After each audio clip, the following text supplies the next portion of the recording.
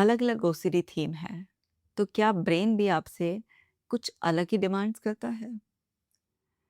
लोग अक्सर मुझसे पूछते हैं कि मैम क्लीनिंग ओसीडी वाले, चेकिंग ओसीडी वाले, रिलीजियस ओसीडी वाले, सेंसरी मोटर ओसीडी वाले, अलग-अलग और जो बहुत सारी थीम्स हैं, चाहे वो एचओसीडी हो, कोई भी थीम हो, तो अलग-अलग ओसीडी थीम से जो सफ़र कर रहे होते हैं, तो ज़रूर उनका ब्रेन कुछ अलग ही डिमांड करता होगा।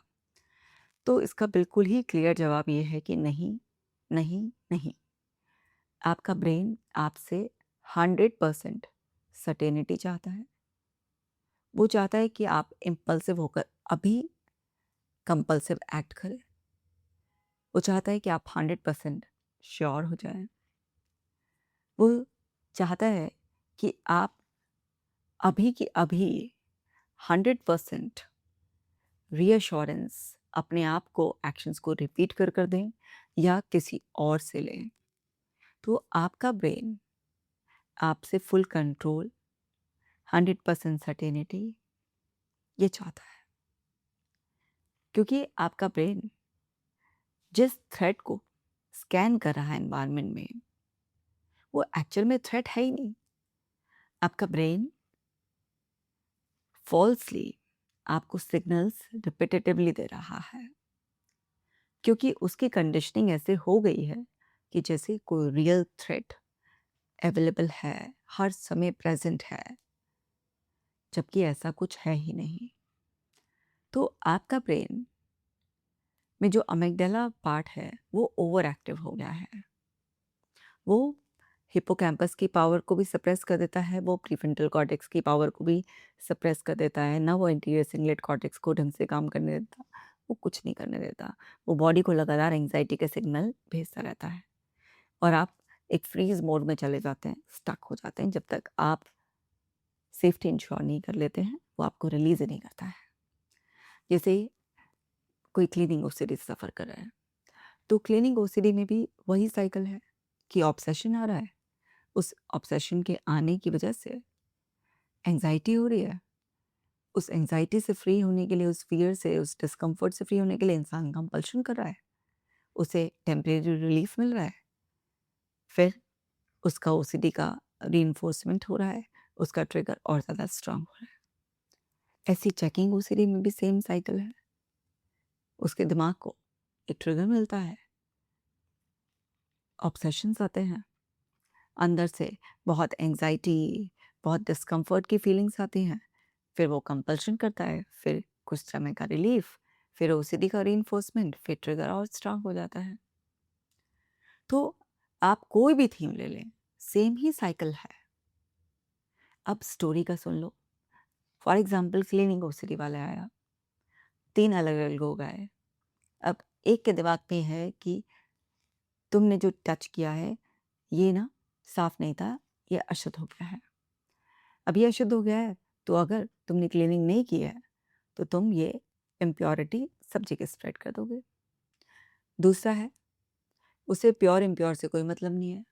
उसे बस गंदा लग रहा है, उसे भी नहीं पता कि क्या गंदा है, बस गंदा लग रहा है। ना दिखाई दे रहा, ना छूने से पता चल रहा, ना स्मेल आ रही, कुछ नहीं, बस गंदा है तो साफ करो। तीसरा है, उसे प्योर इम्प्योर का कोई नहीं है, उसे गंदा साफ करनी है, उसे तो जर्म्स बैक्टीरिया का है। उसका दिमाग भी बोल रहा है कि नहीं, अभी तो हाथ ठीक से नहीं धुले हैं, अभी तो बैक्टीरियाज मौजूद हैं, फिर से धो। तो साइकिल सेम ही रहेगा, चाहे थीम कोई भी हो, और उस थीम में भी अलग-अलग लोगों की अलग-अलग स्टोरी कुछ भी हो सकती है। बट ओसीडी का साइकिल सेम ही रहता है। आपका ब्रेन आपसे सेम ही चीज़ चाहता है, irrespective of theme, irrespective of story. वो आपसे चाहता है 100% सर्टेन हो जाओ, नहीं तो व्हाट इफ करके वो आपका खून पी जाता है। अगर ऐसा हो गया तो क्या होगा? वो 1% रिस्क भी टॉलरेट नहीं करने देना चाहता, चाहता है 100%। अब इस अनसर्टेन वर्ल्ड में 100% सर्टेनिटी आएगी कैसे? इम्पॉसिबल है। इम्पॉसिबल को चेज़ किया जाएगा तो ऐसी ही सफ़रिंग होगी। तो हमें ये समझना होगा कि थीम कोई भी हो, हमें उस थीम को सिर्फ सॉल्व नहीं करना है, हमें उसके रूट को, उसका जो मेन बेस है उसे ही ठीक करना है। यानी कि हमारा जो ब्रेन है वो अनसर्टेनिटी नहीं झेल पा रहा है, तो उसे अनसर्टेनिटी में रहना सिखाना है। ये समझना है कि हमारा ब्रेन डिफ़ॉल्ट मोड पर थ्रेट को स्कैन ही करता रहता है। वो नेगेटिविटी को कहीं पर भी कुछ भी थ्रेट के सिग्नल को मैग्नीफाई कर देखता है। वो एकदम कैटास्ट्रॉफिक इंटरप्रिटेशन में चला जाता है क्योंकि उसकी लाखों वर्षों की प्रोग्रामिंग ही ऐसे हुई हुई है। सो ब्रेन को समझकर ही आप उसे रीसेट कर सकते हैं। तो आपसे वो एकदम कंट्रोल चाह रहा है, जबकि 100% कंट्रोल पॉसिबल नहीं है। वो ऐसी सेंस ऑफ अर्जेंसी क्रिएट करता है कि अभी अभी अभी अभी करो। आप डिले करना चाहते हैं कंपल्शन, बट वो डिले नहीं करने देता क्योंकि वो बहुत ज़्यादा एंग्जाइटी देता है, घबराहट, एक बेचैनी अंदर, इतने ज़्यादा ख़राब से ख़राब विजुअल्स भी क्रिएट कर देगा। बॉडी में एकदम शिवरिंग हो जाएगी, इतनी घबराहट हो जाएगी अगर आपने अभी कंपल्शन नहीं किया तो कुछ सच में हो ही जाएगा। इतना रियलिस्टिक लगता है। तो बेसिकली इन चीज़ों को रीसेट करना है। तो वो जो स्टोरी है आपकी, जो थीम है, और थीम की भी आपकी सबकी अलग-अलग स्टोरी है, वो सब चीज़ें अपने आप ही ख़त्म हो जाएँगी। तो इसमें कॉमनली कोई भी थीम से सफ़र कर रहे हो तो कुछ पार्ट ऑफ ट्रीटमेंट कॉमन होता है।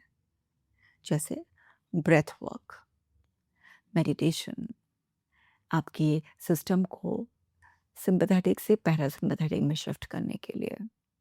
इसमें कुछ टैपिंग एक्सरसाइजेस होती हैं, शेकिंग एक्सरसाइजेस होती हैं, सोमैटिक रिलीज़ के लिए। सोमैटिक रिलीज़ के लिए बहुत सारी ऐसी एक्सरसाइजेस होती हैं, जिससे आपकी बॉडी में जो अनकम्फर्टेबल फीलिंग्स, फ़ियर की वजह से, नेगेटिव इमेजिनेशन की वजह से स्टोर करके हैं, उसे रिलीज़ कराया जाए। आपका डाइट चेंज करना होता है क्योंकि जितनी अच्छी आपकी गट हेल्थ होगी, उतना ज़्यादा आपके अंदर वो सारा हार्मोनल बैलेंस होगा। आपकी बॉडी आपको सपोर्ट कर पाएगी। वो जो फ्रीज़ मोड में चली जाती है, तो उस मोड में जाने की बजाय और ब्रेन से आ रहे सिग्नल्स को ओबे करने की बजाय बॉडी आराम से रेज़िस्ट करने में हेल्प करना स्टार्ट कर देगी। साथ ही साथ आपका स्लीप शेड्यूल बहुत अच्छा होना चाहिए। आप प्रॉपर अगर नींद लेते हैं तो आपकी रिपेयरिंग बहुत अच्छी होती है। साथ के साथ ये कॉग्निटिव अंडरस्टैंडिंग सबको दी जाती है कि भाई 100% सर्टेन कुछ भी नहीं होता है, और आपको इस अनसर्टेन वर्ल्ड में रहना सीखना ही है। आपको थोड़ा-सा रिस्क उठाना ही है। व्हाट इफ की बजाय व्हाट इज़, पॉसिबिलिटी की बजाय रियलिटी में रहना ही है। आपको सैटिस्फैक्शन के स्केल के अकॉर्डिंग नहीं, आपको रूल के अकॉर्डिंग चलना है। ये कॉमनली बहुत सारी चीज़ें होती हैं जो सबको ही सिखाई जाती हैं, क्योंकि साइकिल सबका सेम ही होता है। फिर जो स्टोरी सुनाता है उनका ब्रेन, जो पर्टिकुलर थीम आ गई होती है, सो उसके लिए उनको स्पेसिफिक ट्रेनिंग दी जाती है। वो नैरेटिव्स चेंज किए जाते हैं, थॉट, इमोशंस, एक्शन का कनेक्शन क्या है वो सिखाया जाता है। कैसे आप सेल्फ हिप्नोसिस मोड में जाकर अपने आप को रीप्रोग्राम कर लेते हैं, ईज़िली वो सिखाया जाता है। थॉट्स को ऑब्ज़र्व करना, थॉट से डिटैच रहना सिखाया जाता है। ये कॉमनली हर थीम में ये सिखाया जाता है कि कैसे आप थॉट्स को ऑब्ज़र्व करें, कैसे आप जो थॉट एक्शन फ्यूजन है, उसे आप ना ये माने कि ये थिंकिंग एरर है, थॉट आइडेंटिटी फ्यूजन है, ये थिंकिंग एरर है, ऑल और नन में जा रहा है, what if distorted thinking pattern है, intolerance of uncertainty, black and white thinking, ये सब चीज़ें क्या हैं, डिस्टॉर्टेड थिंकिंग पैटर्न। ऐसे तमाम थिंकिंग एरर्स सबको सिखाए जाते हैं, क्योंकि थीम कोई भी हो, स्टोरी कोई भी हो, कॉमनली आपका ब्रेन यही सब बदमाशी कर रहा होता है, तो ये सबको सिखाई जाती हैं। तो आपका मेजर पोर्शन जो होता है ट्रीटमेंट का, वो कॉमन होता है, और कुछ पोर्शन आपका स्पेसिफिक होता है। जैसे मानिए 70% सभी थीम का सेम ही होता है और 30% स्पेसिफिक होता है, जो आपकी थीम के अकॉर्डिंग होता है। उसका लिंक ढूंढना कि ये थीम कहाँ से ओरिजिनेट हुई है, तो वो चीज़, क्या स्टोरी आपके दिमाग में फिट है, आपने क्या इंटरप्रिटेशन निकाली थी, फिर उसका मीनिंग चेंज करना, फिर उस पर्टिकुलर थीम जो गले पड़ी गई है, उससे बाहर निकलना, उसके स्पेसिफिक एक्सपोज़र्स कराना, वो जो ट्रिगर्स वैसे न्यूट्रल हैं, लेकिन आपका नेगेटिव एसोसिएशन की वजह से वो आपके लिए एक्टिव हो गए हैं, उन सबको डीएक्टिवेट करना, ये सब चीज़ें 30% जो स्पेसिफिक होता है, वो से चीज़ कराई जाती है। तो जब 70% कॉमन, क्योंकि ब्रेन वही चीज़ें कर रहा होता है, और 30% स्पेसिफिक के कॉम्बिनेशन से जब आपको हील किया जाता है, आपको डिफरेंट साइकोथेरेपीज़ से ये सब चीज़ें सिखाई जाती हैं, आपकी हैबिट को रिवर्स किया जाता है और बिल्कुल स्पेसिफिकली आप पर ही फ़ोकस होकर डीप वर्क किया जाता है, तो आपकी रिकवरी हो जाती है और इसीलिए रिलैप्स नहीं होता है। अगर सिर्फ़ थीम स्पेसिफिक काम करेंगे, तो रिलैप्स हो जाएगा। देखिए, क्यों रिलैप्स नहीं होता है? क्योंकि थीम स्पेसिफिक नहीं, रूट कॉज़ पर काम किया जा रहा है। पूरे बेस से ही सारी जड़ को उखाड़ दिया गया है और माइंड को ट्रेन कर दिया गया है कि इस अनसर्टेन वर्ल्ड में पीसफुल रहे और अनसर्टेनिटी को डेंजर कंसीडर करने की बजाय अनसर्टेनिटी को ग्रोथ अपॉर्चुनिटी की तरह से कंसीडर करो।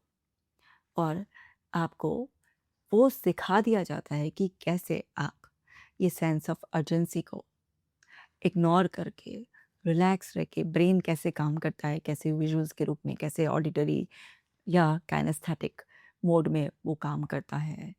तो ब्रेन के बारे में पूरा का पूरा आपको ना इसका मैनुअल दे दिया जाता है। वही मैनुअल अगर आपको भी चाहिए तो कमेंट सेक्शन में लिख दो और फिर वो मैनुअल पर मैं एक स्पेसिफिक वीडियो बना दूंगी कि ब्रेन को समझा कैसे जा सकता है, ये कैसे कैसे काम करता है। एक बहुत ही डिटेल वीडियो बनाऊंगी, चाहे वो आधा घंटे का हो, 1 घंटे का हो या 2 घंटे का हो, लेकिन आपको कमेंट सेक्शन में लिखना पड़ेगा ब्रेन मैनुअल। ये 2 वर्ड लिखने हैं, ब्रेन मैनुअल। और जितने ज़्यादा लोग कमेंट करेंगे उतना जल्दी मैं ये वीडियो बनाऊंगी। So my dear ones, OCD से रिकवर होना बहुत ही ज़्यादा आसान है। अपने लेवल पर चेंजेस शुरू करो। इतना कुछ सिखाती हूँ, उसे सीखो, घर बैठे ही ठीक हो जाओगे। मिलती हूँ नेक्स्ट वीडियो में। अपना खास ख्याल रखना।